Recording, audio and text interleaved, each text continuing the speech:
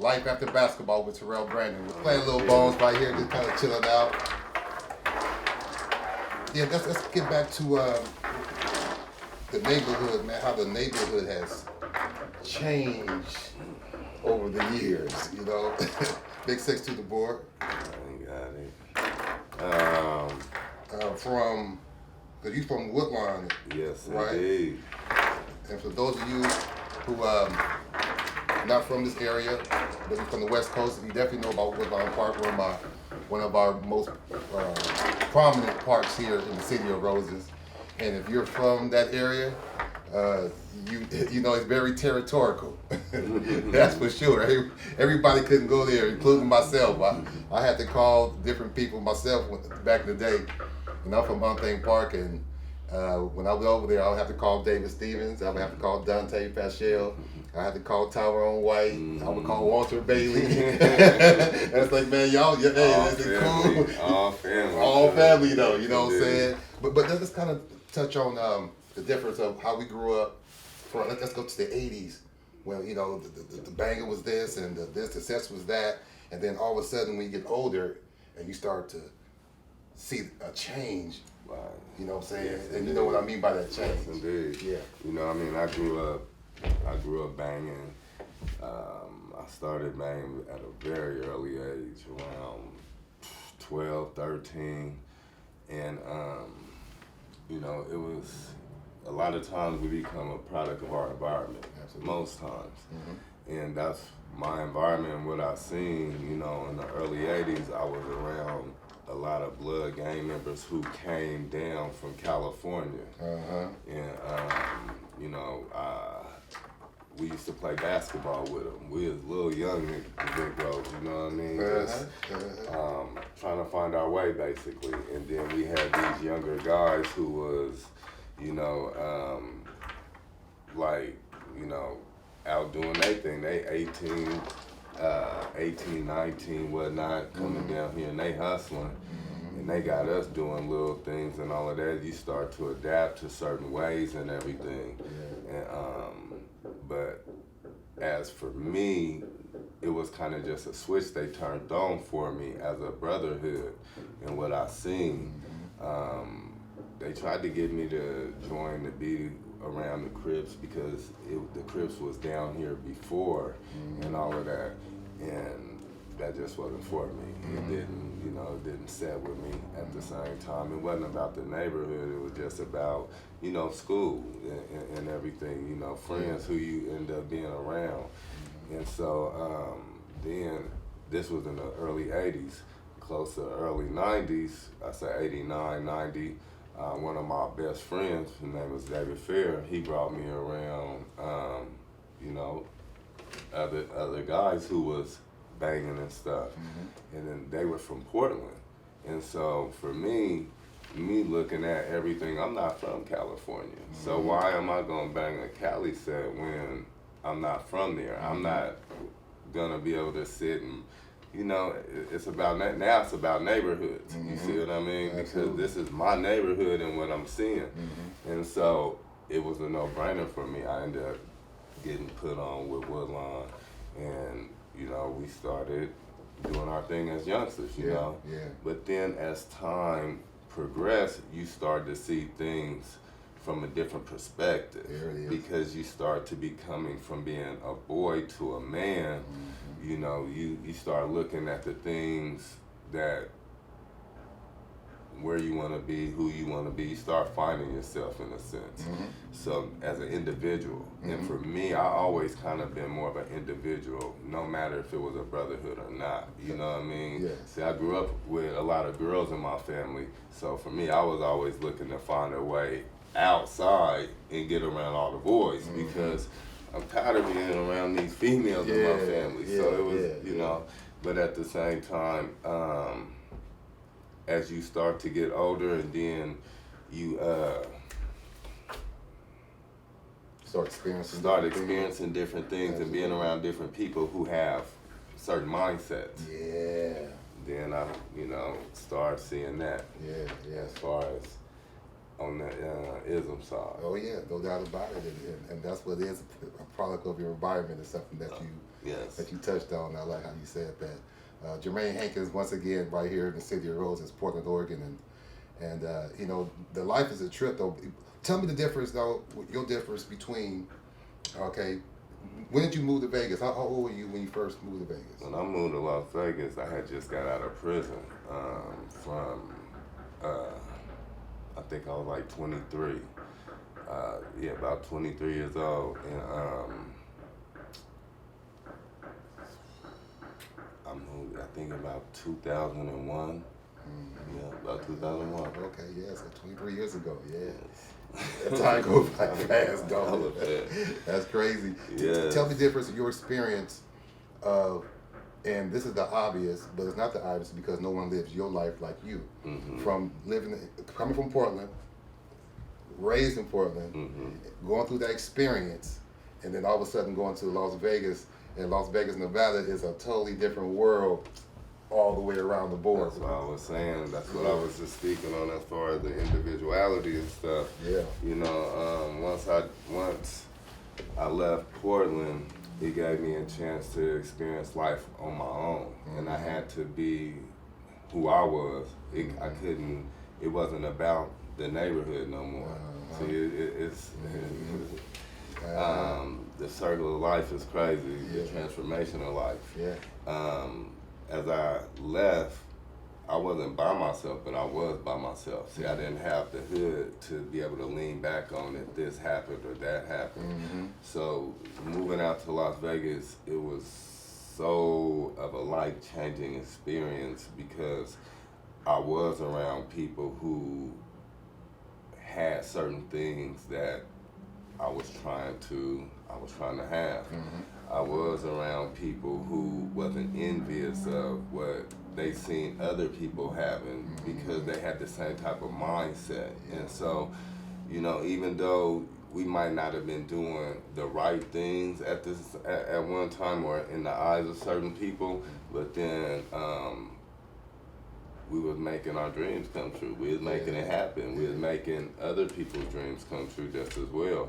You know, a lot of people look down on certain lifestyles and everything because they never experienced it. Absolutely. You know what I mean? Absolutely. But when you have been a part of something and you know the ins and outs and you know what it does bring to not just you but other people as well, and you wasn't in it for the wrong reasons. You know what I mean? You had all great intentions of what you were doing with this. You know what I mean? Absolutely.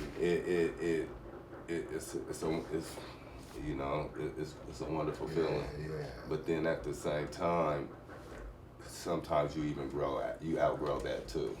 See, and I think a lot of people that's watching, not just here in the City of Roses, but around the world, can relate to something like that. Maybe you go through some things that people just don't understand. You know, you look at it from this perspective because I may be doing this or doing that. Okay, then maybe that's just not you. Right. You know, but you don't know who the people I'm taking care of while I'm doing these specific things, right? Come on now. Well, see, I'm gonna tell you, for instance, and my mom always looked down when I told, you know, me and my mom always have had a great relationship and more of an older sister, brother relationship than really just a mom and son relationship, you know. And when I first got out and I knew what I wanted to do, I told my mom, I was like, I'm gonna, you know, I don't like to really, you know. You want to kind of do some different things. Yes, indeed. I'm finna do this, that, and the third. So she like, okay, why would you pick to do that? That's you know, not cool. This, that, and the other. You know what you're gonna be beating on, you know, women doing this, and I'm like, what you talking about? I said, am I that person? She like, that ain't who I raised you to be. Okay, boom. I start doing my thing. Then I bring her around it. She was like, wow, like it's nothing like what I expected or what I had in my mind. That because the females who was around me, she never seen them beat up. She never seen them beat on. She never seen it wasn't derogatory in a sense. Only what she knew what was going on. Oh, yeah. That she kind of, you know what I mean, cringed to it. But as far as the environment and what she seen from it, she was like, wow, because they took care of her just as much. I mean, they would fly her other places that she never been. She had a lot of access to whatever she wanted, you know what I mean? And those people was taken care of. Their families was taken care of. People bought property and things for their parents that would never be able to.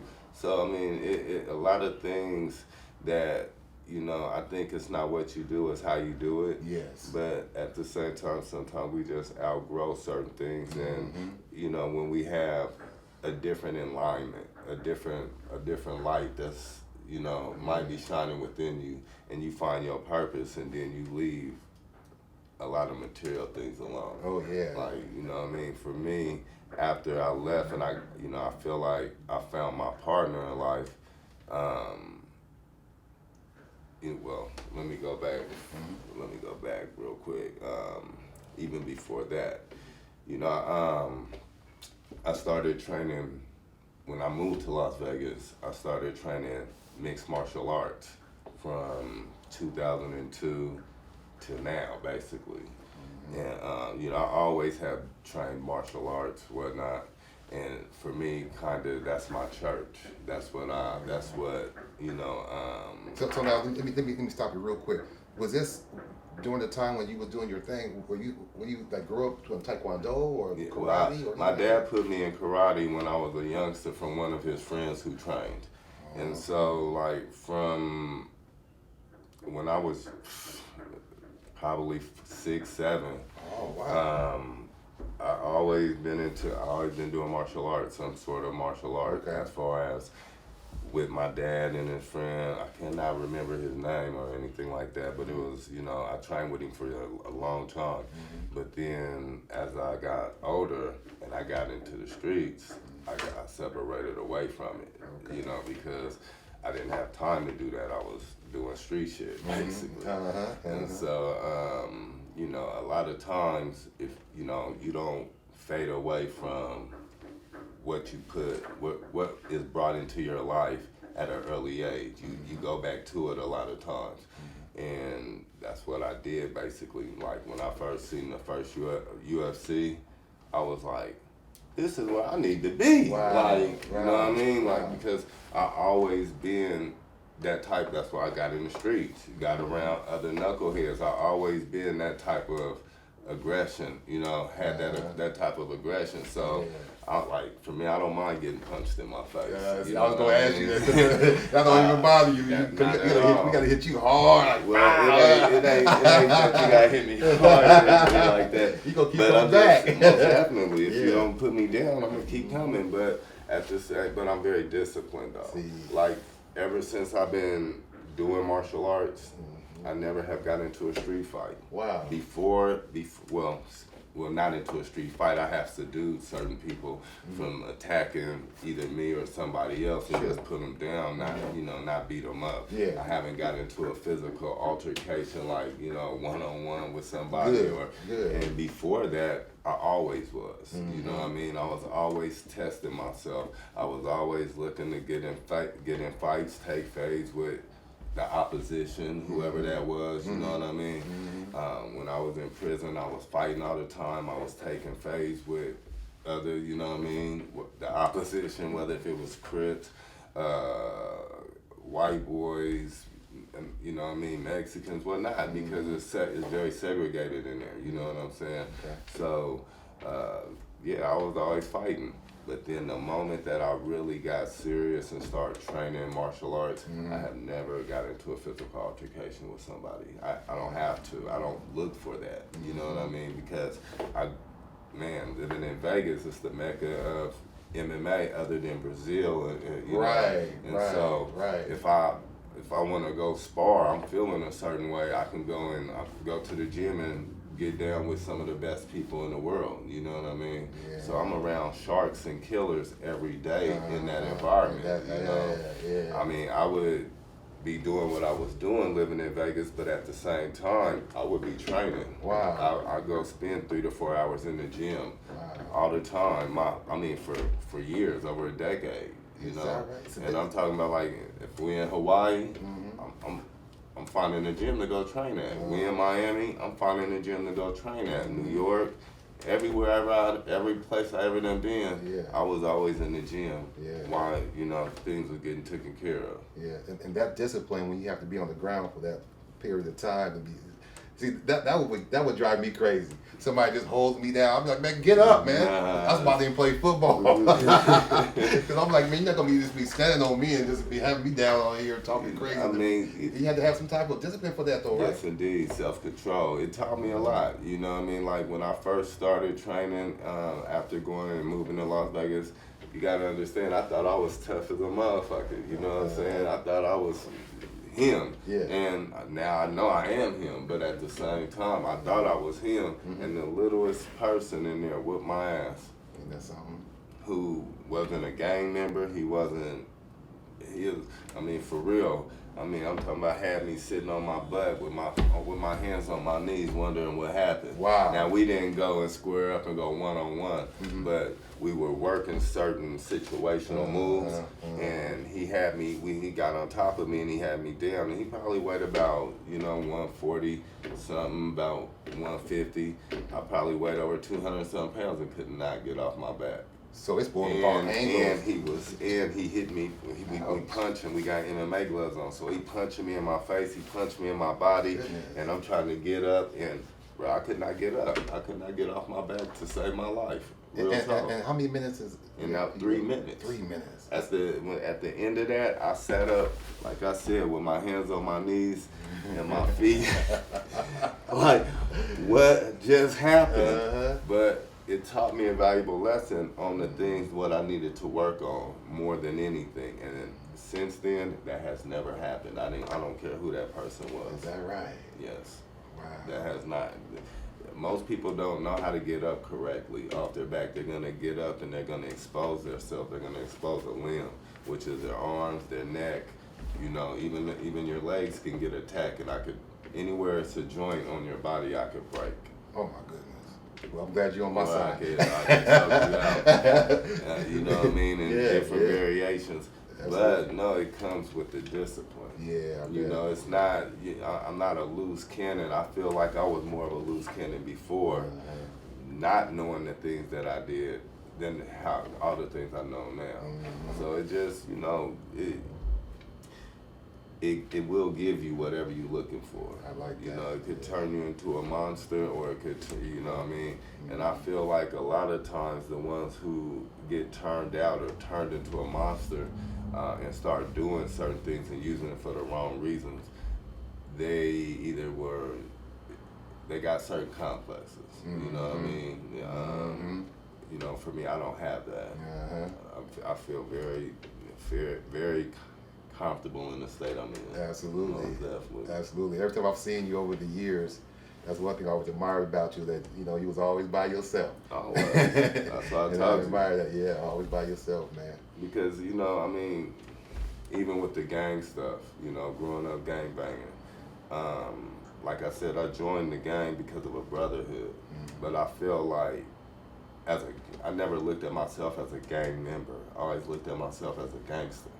Because a gangster, if you look at any gangster, you hear about them. You hear about their name. You don't hear about the gang. You hear about their name. And so for me, that's all I ever wanted, was somebody to know who I was and the things that I did. Now, I am a part of this, and this is who I'm with. But as individuals, what do you have to bring to your gang? And I felt like I had a lot to bring to my gang, because like a lot of the ones who I was running with before, they're starting to follow me out and do other things. You know what I mean? From getting married to, like this nonprofit I work for, or for my nonprofit. people are starting to find their way to help and give back to the youth, and See? it's a beautiful thing, you know what I mean? Because it's needed. Yeah, Because I want to touch on that too. I do want to ask you one more MMA question real quick. Mm-hmm. And before we go to your nonprofit and other things, I'm going to talk about a little hip hop a little bit real quick.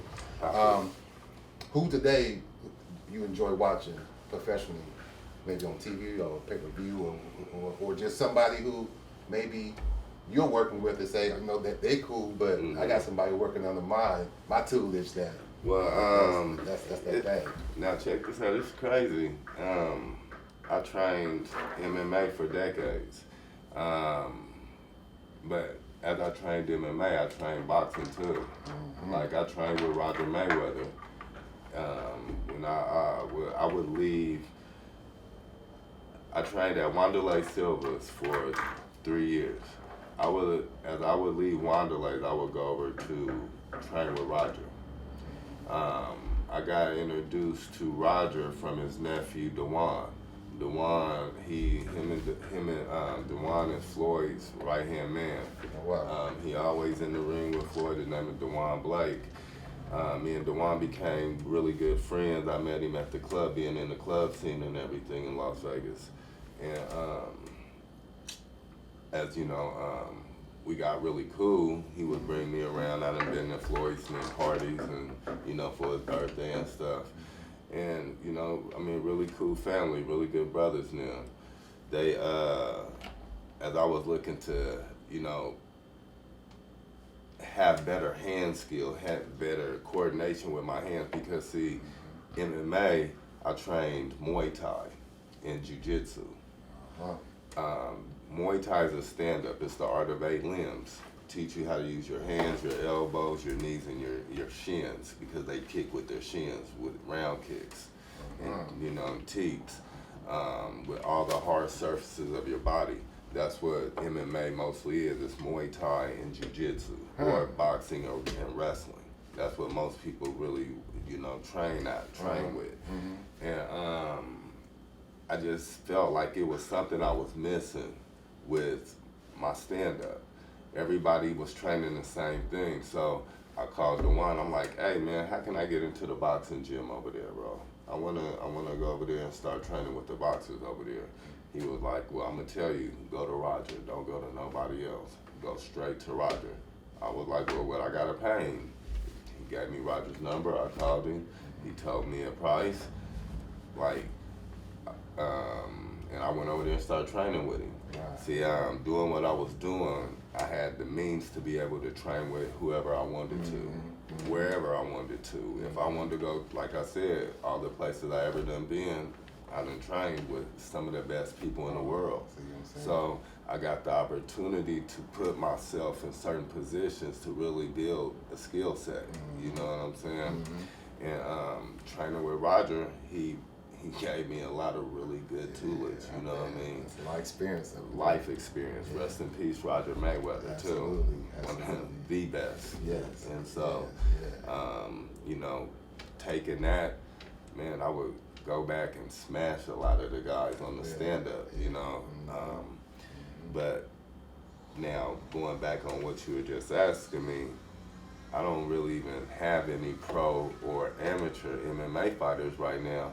My attention is mostly sold around boxing, and I got amateur and pro boxers right now. Okay. And we have one of our pro boxers who's really doing good right now, and within the next few fights, she'll probably be fighting for a world title, is Brittany Sims. Brittany Sims. Brittany Sims out of Salem, Oregon. All right, homegirl, right on, Brittany.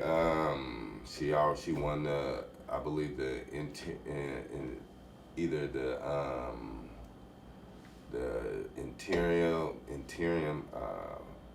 WBO belt. Then she, within the next 2 months, she should be fighting for the world WBO belt. Within the next few fights. Wow. So she's doing really good. Congratulations. Thank you. Yes. Then we have Joseph Aguilar, who's, I mean, doing a really great job. I mean, and he's killing it. He'll be a world champion. Guarantee that. Wow. He'll be a world champion. Is he from Portland as well? He's from Portland, Oh, Oregon, good. too. Yeah, that's amazing. Oh, yeah, and he fights at 168. 168. Okay. Yes, indeed. We got some really good people that's coming up out of our gym. Our gym is called Go Hard MMA and Fitness. Go Hard B2T Boxing. Yeah, and what's the address? Oh, the address is 10534 Northeast Sandy. That's beautiful, man, and always, that's what we do here in Portland, man. We always try to give back and Yes, and indeed. giving back to the community, making a difference in the community. So what's up? I mean, we also have a nonprofit attached to our businesses. Okay. Our nonprofit is called MO, which is Mindset Over Everything. Mindset Over Everything. Okay. What that mean and stand for us is to help change the mindset of the youth right now. You know, a lot of our youth is raised and grew up within a gang culture. So looking to be able to change that narrative for us through combat sports, training kids in everything what I have trained in, mostly Muay Thai, Jiu-Jitsu, boxing, and you know, some form of grappling. Yeah. But that's what we doing right now. That's beautiful. Both of us got 10 points. Yes, indeed. That's what thing that we grew up on is Matt Dishman Community Center and Yes. you know, Columbia Boys Club Yes. and Peninsula Park. You know, we had somewhere to go. You know, We did, but we didn't have our own though. No. We didn't, you know, even though I believe the brother is, that is the one who started Matt Dishman. You know, that's no longer ours, you know what I mean? And not having that within our community of having our own place. You know, we got a couple people who started gyms, a couple brothers, but they're not open anymore. But we have been open for the last 3 years. Beautiful. I mean, I actually opened my first gym in 2010. Wow. And so I just, you know, I wasn't all the way serious as I am now and doing the things what I'm doing now. It just, we've been doing this for a while now. But sometimes you got to take a step back in order to take 3 steps forward. And that's just something what we did, and now everything is really working in our favor. Oh, that's doing all the right things. Congratulations. Once again, brother. Life After Basketball with Terrell Brandon, man. We're sitting here with Jermaine Haskins and Hankins, excuse me. And let's talk about a little hip hop real quick. How we grew up. Just one more. And you asked me, you said, who do I look at on as far as MMA? Israel Adesanya. He's really nice. Israel is really good now. He took a seat for a minute, but he's really been making a lot of waves. See, I actually like to look at a person's skill set and IQ based on what they do as far as how they fighting. He seemed to have it. Like, as I look back on MMA and look at the guys who really been great martial artists, not fighters, great martial artists. Now, it's one thing to have a fighter's mentality, which is really, you want to have that. You have that dog in you. But, you know, as a martial artist, it's more methodical. It's more, you using, you know, if you look back even on boxers, you know, you look at Floyd, one of the best, you know what I mean? Roy Jones. Absolutely. Guys who could really move and everything, and, you know, who use their mind and their IQ based on building information through rounds. You know what I'm saying? Not just being brawlers. I like that. You know, Anderson Silva was that, George St. Pierre. You know, certain people have that. They know how to use their IQ. And I just love Pernell Whitaker. Somebody who just duck and keep everything still solid. You know, still solid, man. Still solid. That's great, man. Let's go a little hip hop real quick. Grew up on the cassette tapes, like we did back in the day. LL Cool J, that was your man? Yes, well, you know what I mean? When I was with them, him, Beastie Boys, when I look at, let me get 10. When I look at cassette tapes and stuff like that, that's what I remember, you know, within my age range. Yeah. And then after that, so that's the 80s. That's the 80s. the late 70s, I'm 80s. gonna get that 10 again. Oh man, you're getting me. And then after that, once you got into the late 80s Mm-hmm. and 90s, who was the people who you was kind of rocking a little bit? Man, Either locally or internationally. what's the name? I listen to a lot of Bay Area music, you know, from Mac Dre, Mac Mall, what's the name? RBL Posse, and you know what I'm saying? It's a long time, man. I hit that damn wow. Just you know, who else? Man. Of course, well, now Pac, he didn't start really, you know, once. I didn't really like Pac's music like that until he really got, you know, I like Brenda Had a Baby, all of that stuff, but the militant stuff, I really wasn't on that, really. I started liking Pac, you know, a little later on. I think All Eyes on Me, all of that, but Ice Cube, of course, NWA, all of that, yes indeed. All really West Coast. Absolutely. Ice-T, a little bit. Oh yeah, Ice-T was tight, man. Yeah, Ice-T was tight. That was my first cassette tape I had with Yes, Ice-T. indeed. You know what I'm I saying? think what made us buy that album actually was the album cover of that. You ain't kidding. That's a great point, because she was tight. Hey, that was man, we wasn't used to that. It was like, man, legendary, that's man. poster Two style. Live Crew, you know what I Absolutely. mean? Like, come on, man. So, you know. I think I went to B&R's, man. We had a spot right here back in the day called B&R's, as you know, on Alberta Street, man. It's to sell posters and white shoe polish and all that type of stuff. And I went up in there and got my cassette tape, man, and I saw the poster, and I tried my best to put it on my wall. And you know, I grew up in the church home, so that lasted about 2 days. I came home, it was ripped up on my bed. I was like, okay, Mom. She's like, boy, you lucky your daddy didn't see this. You know what I'm saying? But that's how hip hop was, man, and is. It's a culture, you know, it's a lifestyle, right? Most definitely. Yeah. You know, it's. But then locally hip hop. Anybody who you enjoy right here around the city? Man, you know, Kuna to the Pioneer, most definitely.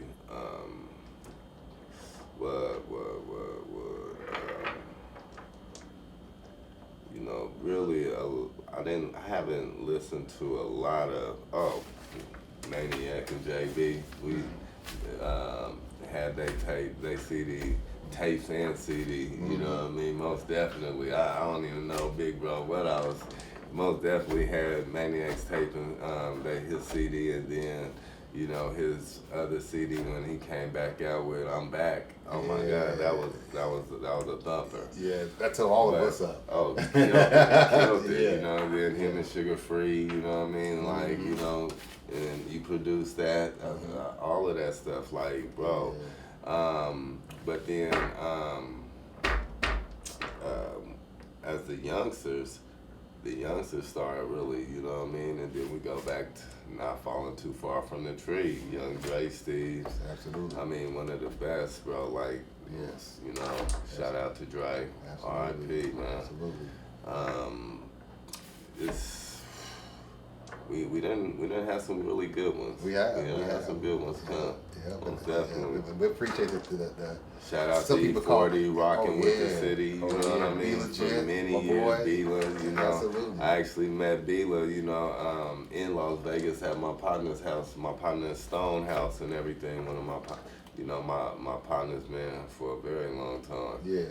Yeah. Cool dude, man. JT, the bigger figure, Messy Marv, now. Yeah. You know, absolutely. like I said, that Bay has kind of always been there. That always. Oh yeah, the clique and everybody. Yeah, the clique, definitely. Absolutely. Yeah. So, yes.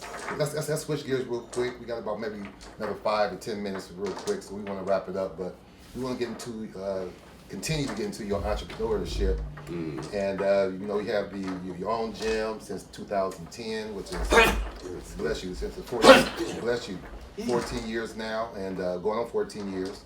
But you've been in the restaurant business as well. You know, having your own restaurant. Can you talk about since 2016 or 17? Yeah, I had. We opened up I actually opened up Taste Buds for my wife. Taste Buds. We opened in 2016 and got closed in 2016. Okay. The reason that was, as I grew up in a family of always, my grandmother taught me how to cook. Aunties, nims, cousins, just always seeing good food around. My grandmother, people would come from out of town, all of that, to come and eat my grandmother's cooking.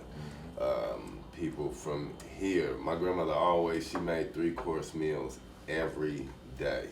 Every day, and people would come over, eat, all of that. Never see my grandmother deny a person a plate. That's beautiful. Yeah. So then, when I left and moved to Las Vegas, I didn't have that. And so me and my grandmother always have had a really close mother-son relationship, whatnot. Okay. And me not having that, and then I'm having like a bunch of females around me who can't cook or nothing. Uh-oh. I'm like, hold on, man. Something got to change on this. I'm tired of going out and eating. I done ate at every restaurant. Yeah. I need to start, I got these gourmet kitchens, whatnot. I'm gonna put these kitchens to use. So I started calling my grandmother and asking her. She started teaching me how to cook over the phone and all that. And then as I started cooking and doing everything, I started teaching the people who was around me how to cook. And once, I got married and I gave a lot of recipes to my wife and stuff, she started killing it, even more than me. Wow. And so I was like, I sat back and said, okay, well, look, man, we're going to do what I always wanted my grandmother and them to do. And I always talked about this. Let's open up a restaurant. So I had the money at the time, and we that was our first venture, our first business venture as husband and wife together, and we opened up Taste Buds. But as I opened it up, my past kind of haunted me, I guess, whatnot.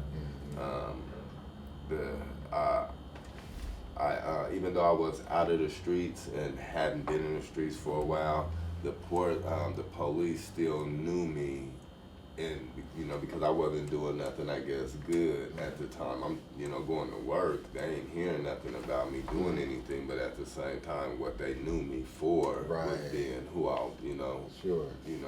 Their perspective of me hadn't changed, and so,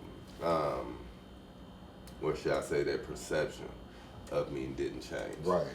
And so,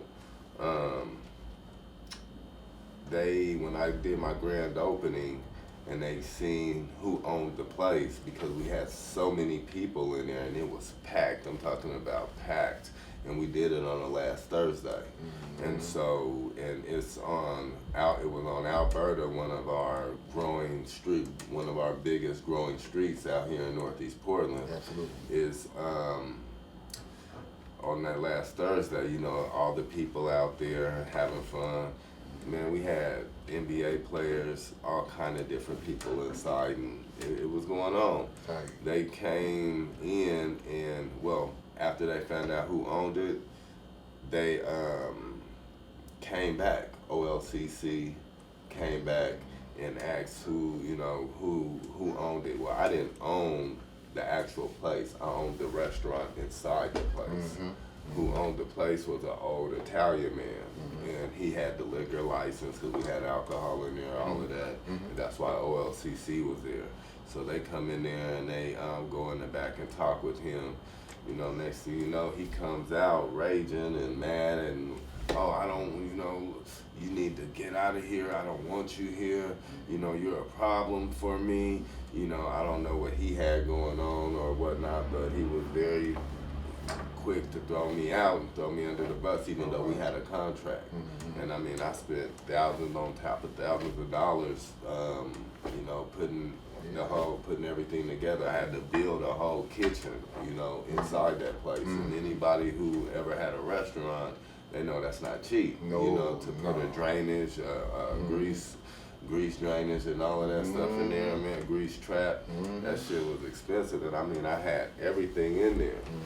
And the police now got me kicked out. Oh, wow. They, you know, police and the OLCC. Yeah. I don't know what they threatened that man with or whatnot, but he was very scared and was like, "You got to get out of here. I don't want you here. Oh, wow. You got to bring what he told me. What they told him was I was gonna bring bad business to the community, and I was gonna have gang members in there." Mm-hmm. Now, little did they know that was that was the major grand opening. We had been there for a month, Mm-hmm.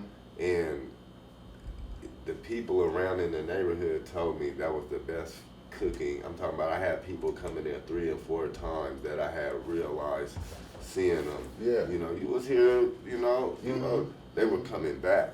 See? And so we would have really been successful with that business if they would have let the business thrive. Yeah. You know what I'm saying? Yeah. But they were too much caught on who I was and what they wanted to push me back You know what I'm on. saying? Yeah. You feel me? Yeah. And I know that didn't happen to other people. I wasn't the only one, but No that's doubt. what happened to my business, and that's why we shut the restaurant down. But one thing about it, though, I'm glad one thing about it, you don't give up. Nah. You know what I'm saying? And there's people out there sometimes that get like a little hurdle, a little bump in the road, and just want to just crawl into a shell and not get up. So that's encouraging for all of us that you and your wife kept it moving. It has kept it moving too, right? It gets discouraging, most definitely. Sure. You know what I mean? I really much thought they were gonna try to come and shut down my gym and my gyms, and they haven't. You Good. know, I remember we were just when I first opened up, we were on 181st, and that was like one of the baddest areas where a lot of shootings and a lot of things was happening out there in that area. And we wanted to go out there first to be able to kind of combat that. And a lot of the area was changing. It was really good. Next thing you know, somebody bought our building. Oh, wow. And so we had to move. That's got it, yeah. So, I mean, like, you know, a lot of things happen, but, you know, you just can't stop a soldier. You can't stop God's plan. That's right. You know, you gotta keep fighting. You gotta keep doing whatever it is you gotta do, because people who don't believe, or feel that they want to, slow your progress up, they gonna do that. It's gonna always be hurdles. It's gonna always be bumps in the road, but, That's What's right. in the future for Chock? Terrell. Okay. Yep. I was So we going gonna to get to wrap that. it? Okay. Yeah, we Okay. wrapping. Okay. I got to ask him one more thing. Thank you for that. Talk sports real quick. Hoop fan, basketball fan. Oh, most definitely. Okay. But to tell you the truth, I feel the only reason I do keep up with basketball because I be so busy with, in the fight game and not being able to watch and then doing what I'm doing with the nonprofits and stuff. I'm always at basketball games. So I'm more into local basketball more than I am into actual NBA or anything like that. I ain't really into football. I kind of stopped watching football like that after the Kaepernick thing. So when people talk to me about football, I don't know no players. I don't really,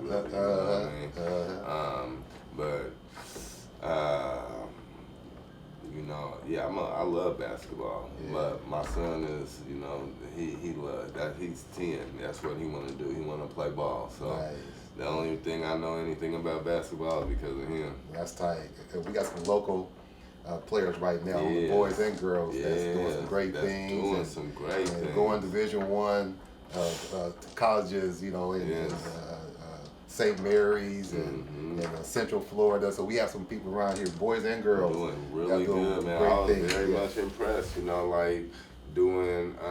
a lot of events. We do a lot of basketball, football games, and right now we're always at basketball games, for security work. And man, seeing these youngsters, man, got some good games going on. And y'all keep it going all over the world, you know what I'm saying? Out of the town. Y'all keep it going, but particularly here in the city of Roses, Portland, Oregon, we're always a little biased of where we're from because, we're not just from here, but we live here every day. As we wrap this up, no, it's not much of us, so we want to keep it 100, as they say. The great Reverend J.W. Friday to say on KVU, which is a local radio station around here. He would say something like, "Life is what you make it, and only you can fake it." 100%. And that's something that I've always tried to model my life. I know you've done the same as well. Yes, indeed, most definitely. Shout out to his son as well, Xavier Friday, young good brother, man. Absolutely, love him to death, man. Yeah, man. As we end this, man, tell me about what's next for you for the future. What do you see yourself in the next 5 years? You and your wife as well. You don't want to exclude her. So what do you see yourself going for the next 5 years? You know, within the next 5 years, man, I plan to expand what we're doing and try to be mostly in every area that we could be in to help, you know, with our program. Put one of our gyms in each neighborhood, most definitely troubled neighborhoods that could use our services with what we're looking to do. As I train and teach my people and they grow into learning the techniques and the programs that we're putting out, I want them to be able to give back to the youth as well. Nice. And see, that's what we do, like with our summer program.